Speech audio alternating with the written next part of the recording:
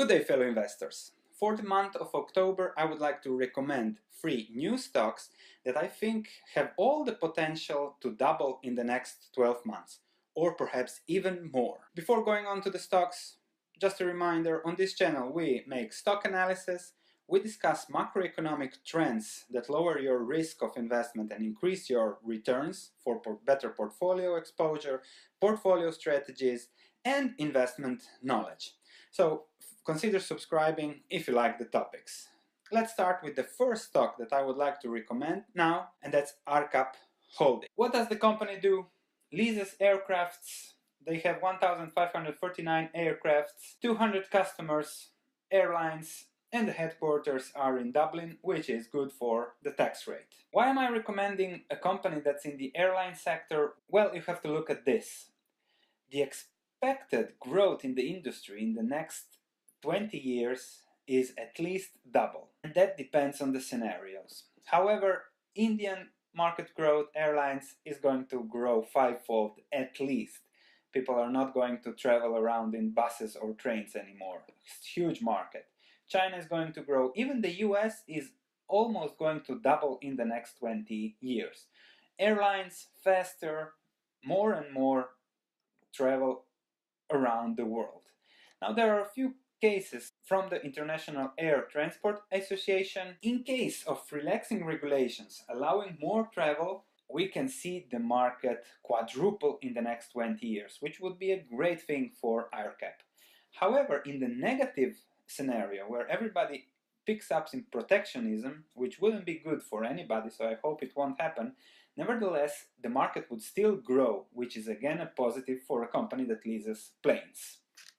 So the margin of safety is there in the growth. Let's look at the company. Total shareholders' equity is stable, has been growing. However, the number of shares have been declining, which means that the buybacks are very efficient. And what I like about buybacks in this case is that they are made at a stock price that's below book value per share. So any buyback is increasing the value for shareholders. Earnings per share are $6.58 per share.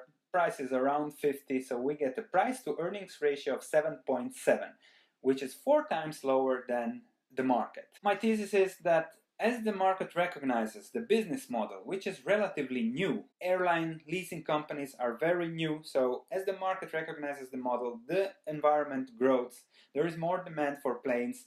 I think that this company will deserve a fair market valuation, and slowly the stock price will rise to that valuation. What happened in 2013? Everybody was afraid of a slowdown. AERCAP acquired International Lease Finance Corporation, so everybody was afraid of too much debt, of too much growth. However, it was a very, very smart thing to do. So in 2016 you see the dip. Everybody was afraid that China will enter a recession. Also didn't happen. The market continues to grow. Everything continues to grow except for the stock price, which has been growing for the last year, and I think it will continue to grow at a steady rate for the next 12 months, and we can see easily the stock at 100. Just a quick look at revenues. You can see how this is a relatively new sector. 2007 till now, revenues have quadrupled, earnings per share have tripled, and in the last 3 years they have really aggressively been buying back shares at or below book value. They are still investing hardly, so the capex is negative. However, with the market growth, this is expected to bring even more earnings in the future. What I would like to finish here is look at this map from Flight Radar. You can see a lot of planes around Europe, East US coast, Japan. However, India, practically no plane. Africa, there is still so much growth. Latin America, so much growth. And all those areas really benefit from plane. You can go around in other things than a plane. It's not efficient.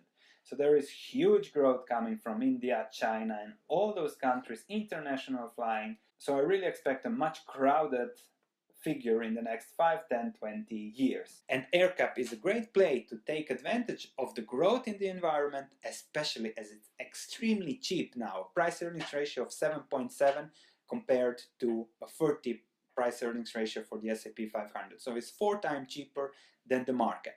That will eventually have to equalize. So or AERCAP quadruples in price, or the stock market drops, nevertheless, the margin of safety is in the book value.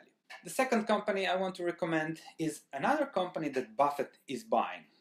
2 months ago, I recommended Store Capital, which was a good buy, 10% yield that Buffett was buying. He has invested $500 million in Synchrony Financial. So what does the company do? They make third-party credit cards, credit solutions, and give credit to customers. So 50 years ago, Buffett was buying American Express. Now he's buying Synchrony Financial. Different model, however, Buffett is buying, so there must be a margin of safety in it. Just look at the financial. Slow growth, however stable growth, net income stable. What's very important about the company is the huge cash flow. Free cash flow of $7 billion, which is almost 4 times more than net income. And that's why Buffett is buying, because of the business model. He always loves companies that create a lot of cash, don't need investments, and can reward the shareholder. Growth metrics are okay, loan receivables up 11%, net income up 13%, purchase volume up 6%, average active accounts up 5%, and the third-party credit cards have constantly new programs, new partnerships, and renewed partnerships.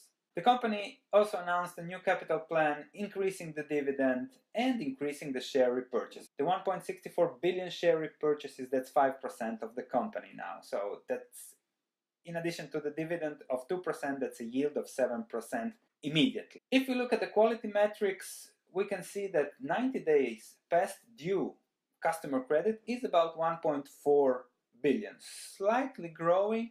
Nevertheless, look at the funding capital and liquidity, it's a 73 billion.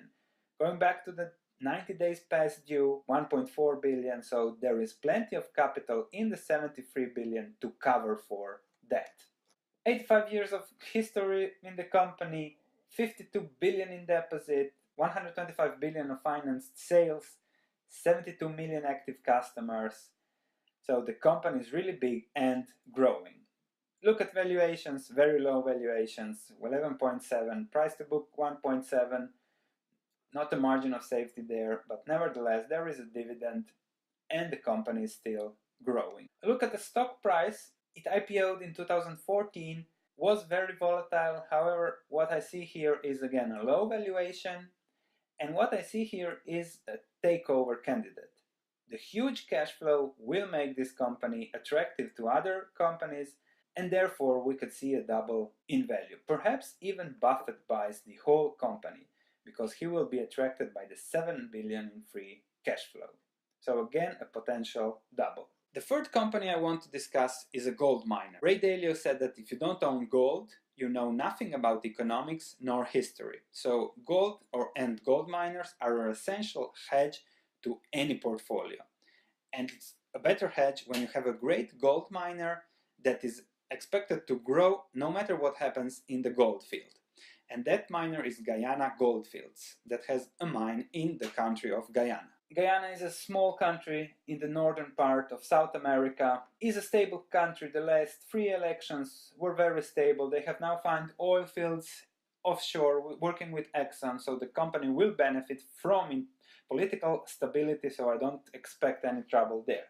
Now, GUYANA GOLDFIELDS has a mine, the Aurora mine that's operating, has an extremely high gold grade in comparison to other mines around the world. In total, proven and probable reserves go to 3.5 million ounces. Multiply that by the price of gold and you get to more than 4 billion in gold. The company's market capitalization is below 600 million. Now, what does the company do? Mine gold. It has just started mining gold 2 years ago, so it's a fresh company, developing company.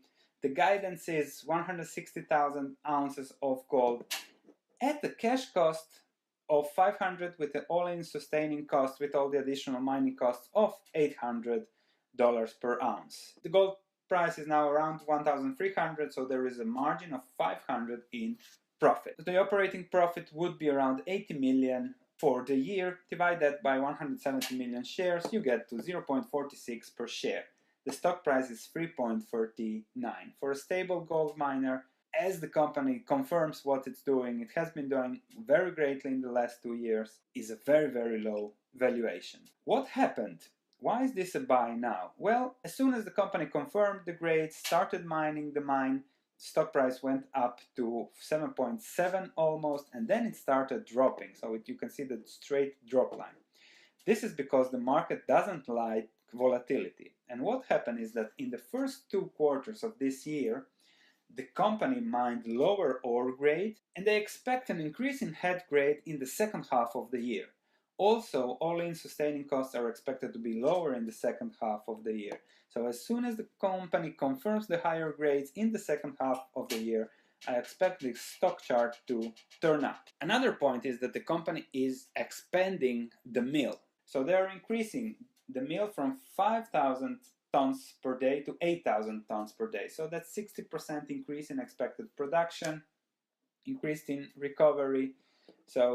And they expect that project to complete in the first quarter of 2018. So from 2018 we can expect much higher production. The mill expansion is on schedule and on budget, so that's good. Let's see what is the company in detail. 16 years of mine life, net present value of 850 million, that's on a gold price of 1,000 per ounce. The current gold price is 1,300 and the net present value at a higher gold price is around 1.2, 1.4 billion. So that's double the current market capitalization. The mine will be mined through 2024 an open pit, then it will go underground, so there are 15 years of more expected mine production. What you can see is that the costs, total cash costs from the mine are expected to be very, very low, which makes this a very safe investment. You can expect cash flows no matter the price of gold. Here is the complete mine expected life, and you can see an average production of around 200, 250 up to 300,000 ounces of gold. An average of 225,000 ounces per year. And I have made here an example of what we can expect from 2018. Revenue around 292 million, coming from 220,000 ounces mined. Cost of revenue half from the all-in sustaining costs, thus gross profit 146 million. Take off the sales, general and administrative expenses. Take off 20 million from depreciation. The interest expense they currently have. Other operating expenses from exploration, and we get to total costs and expenses of almost 100 million. Take off 27.5% in taxes and the royalty. Thus we are at a net income of around 70 million, or per share is 0.4. $0.4 per share for a gold miner with expected production of 15 years is very, very low. I expect a price earnings ratio of 20 on it, and the share should be at around $8, not the current price. So that's my expectation from the situation as is. However, as it is a mine, let's dig deeper. The Aurora gold mine has a lot of resource growth potential, so they could expand that production for more than 50 years. They are also brownfield exploring the zone around. We can see here Aroma, Marupa, close to the Aurora gold mine, and there are also 23 meters drilled with almost 5 grams per ton. That's double what is mined now. So if they found something new there, it could be very profitable and increase the production for the mine. Then their mine is in a mining district. They have more licenses to drill, so they could find a new mine as they have found this one. They have a sulfur rose, it's their target, and the grades there also show that it could be a new mine in development. So if they develop another mine, then you can expect a double in stock pricing from 8 to 16, even more. If gold prices increase, then we are at 50 or more. So it's huge, huge potential, and the margin of safety is in the low cost mining. To conclude, if you want a margin of safety investment, then it's better to invest with Seth Klarman.